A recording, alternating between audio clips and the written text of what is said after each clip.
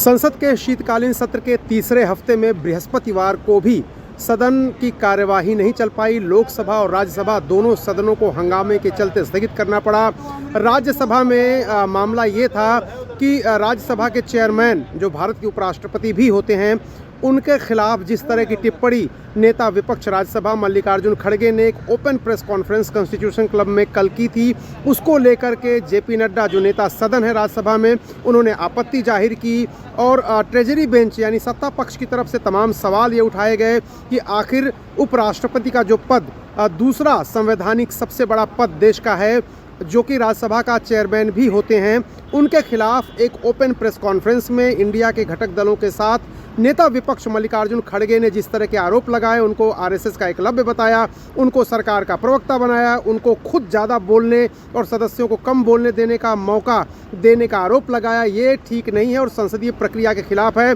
भारत के लोकतंत्र और संसदीय गरिमा के खिलाफ है, ये जेपी नड्डा ने कहा राज्यसभा के अंदर। उसके बाद कांग्रेस के सदस्यों की तरफ से भी सवाल उठाए गए कि आखिर कैसे वो व्यक्तिगत टिप्पणी करते हैं, हेडमास्टर की तरह बिहेव करते हैं, और जो बातें उन्होंने प्रेस कॉन्फ्रेंस में मल्लिकार्जुन खड़गे ने कही थी वही दोहराई। फिर हंगामा हुआ, यानी राज्यसभा के चेयरमैन के भूमिका को लेकर विपक्ष सवाल खड़ा कर रहा है, सत्ता पक्ष कह रहा है कि वह संविधान के मुताबिक सदन चला रहे हैं, नियम कानून के मुताबिक चला रहे हैं। उस हंगामे के चलते राज्यसभा की कार्यवाही स्थगित करनी पड़ी। वहीं लोकसभा में निशिकांत दुबे ने आज फिर जॉर्ज सोरोस और राहुल गांधी का मामला उठाया। विपक्ष की तरफ से मणिपुर सहित तमाम जो मामले उठाए गए, तृणमूल कांग्रेस की तरफ से मामले जो उठाए जाते हैं, महंगाई बेरोजगारी का, तमाम मामले दोनों तरफ से उठाए गए और उस हल्ला गुल्ला के बीच सदन की कार्यवाही को स्थगित करना पड़ा और सदन नहीं चल पा रहा है। काफ़ी दिनों से ऐसा हो रहा है कि एक बिजनेसमैन को लेकर के कांग्रेस जिस तरह से लगातार प्रदर्शन कर रही है और धरना दे रही है सदन के अंदर भी और बाहर भी, उसको लेकर के सत्ता पक्ष की तरफ से नोकझोंक उसकी होती है और सदन नहीं चल पाता और कार्यवाही स्थगित करनी पड़ती है। अब संविधान दिवस पर चर्चा है और शुक्रवार से इस चर्चा को लोकसभा में होना है, जब उसकी शुरुआत राजनाथ सिंह करेंगे और राहुल गांधी नेता विपक्ष जो लोकसभा में वो भी बोलने वाले हैं। तो उम्मीद ये करनी चाहिए कि संविधान दिवस पर जो चर्चा होने वाली है 75 साल पूरे होने पर संविधान के,